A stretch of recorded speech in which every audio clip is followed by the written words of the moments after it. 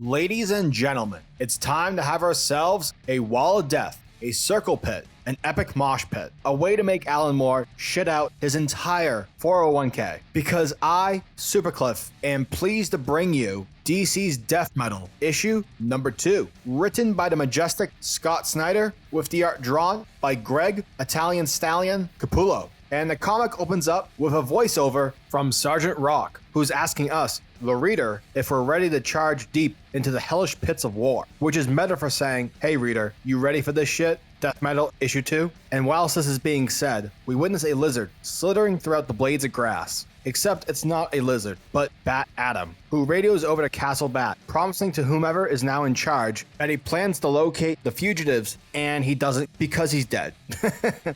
Run over by a monster truck, a talking, world-conquering monster truck, who goes by the name of Batmobile, who has been hijacked by Wonder Woman, Swamp Thing, and Wally West, whom are currently on the run after killing the Batman Who Laughs in the previous issue. It's here where Wonder Woman informs her fellow heroes that they need to find Batman, while the Dark Knights deal with the situation with their recently murdered leader. The group arrives at a cemetery on Hellscape, outside of what used to be called Washington, D.C., but Swamp Thing cannot sense Batman hiding, due to Alec being the Lord of the Dead. But Diana is quick to reveal that Batman's hiding in the other cemetery, as she uncovers a passageway towards the Valhalla Cemetery, also known as the Crypt of Heroes, that is protected by magic, science, and trust, as well as a bag of Skittles.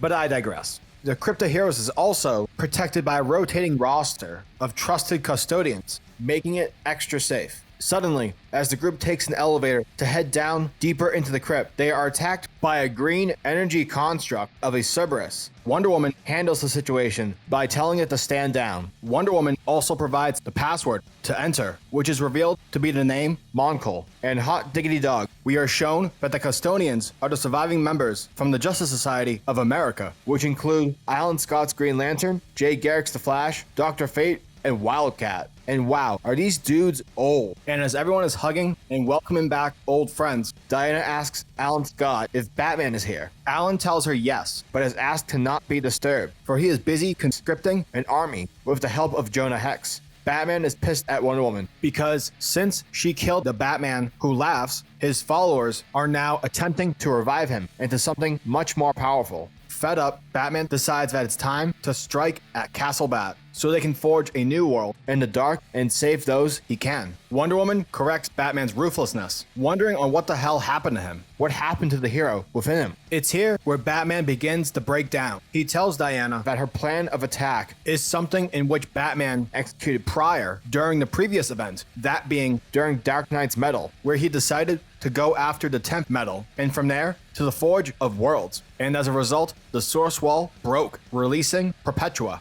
only to then have Lex Luthor help make the DC Universe's oldest villain to become a gajillion times stronger. Not to mention that Batman was the one who suggested that they use the powers of Dr. Manhattan, only to ultimately fail and to end up in a current situation that they are now in. However, with a bit of plant-like enthusiasm from Swamp Thing, it helps encourage our Dark Knight to trust in Diana's plan. The plan being is while Wally sits tight, everyone else is to rescue the heroes who have been imprisoned on New Apocalypse, then travel into the Dark Multiverse to the original Crises, steal the Crisis energy being funneled by Perpetua, and from there, infuse the Crisis energy with Wally to power him up so that he can destroy Perpetua and restart the universe. And it's with that where Jay Garrick whistles in with great purpose, summoning Shadowfax, Barry Allen, aka The Flash, the real Flash, debatable. I'll leave that to the comment section. And look at this, it's a Flash party. What? Giggity goo. Meanwhile, in Castle Bat, the Batman Who Laughs' Dark Knights are preparing to resurrect their master using a pre-created clone body of Bruce Wayne. But the difference being is that his body is more energy constructed than, to quote an orc, man flesh. So, in basic math terms, brain plus blue body equals a Dr. Manhattan version of the Batman Who Laughs. However, it seems that this newly revived Batman is not a fan of the He Who Laughs title, and it's with that where he mentally breaks apart B-Rex, only for Perpetua to mentally chime into Blue Bats. Perpetua informs her servant that he needs to chill out while she's conquering worlds, for it's Perpetua's powers that are the only thing holding back her kind. Therefore, if Blue Batman is planning to usurp her, then there will be nothing left to protect him. Afterwards, once Blue Batman breaks apart his remaining groupies, we see that he left one lone Robin intact. It's here where the Blue Batman crowns the Robin as his very own Robin King. Now, I don't know why he does this.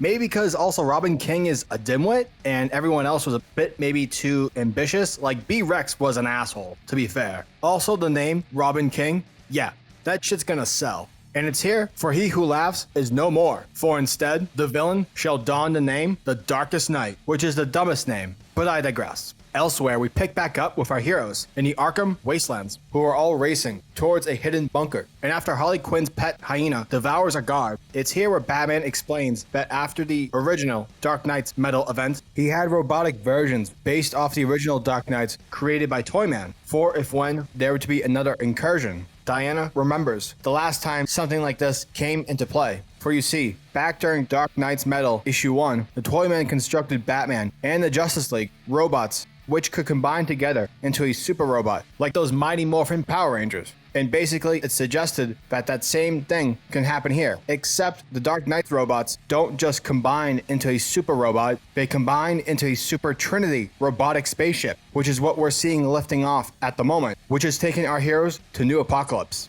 And that was DC Dark Knight's Death Metal issue number 2. And this was an awesome issue. For all the problems I had structurally with the previous issue, they were basically solved in issue 2. For the pacing was great, there were no random pages dedicated to a history regarding dead bats, nor pages dedicated to Lobo or Sergeant Rock. Instead, Lobo's actions are merged along a panel. And although I enjoyed the Sergeant Rock pages from the previous issue, this issue decides to use Sergeant Rock differently as the story's meta voiceover, which is great, as it provides a shout out to the old readers whilst letting the story flow majestically, without a sense of pause. I don't mind whatsoever about the Batman Who Laughs his mind being transferred into a Dr. Manhattan Bruce Wayne hybrid. It's dope, it's wacky, and it will definitely serve this event going forward, especially in bringing forth conflict against Wally. Oh, and clearly the Batman Who Laughs his name will return, because that, ladies and gentlemen, Prince DC dollar bills. However, my only complaint with the name change, that in my own personal opinion, it comes across as lazy. The Darkest Night?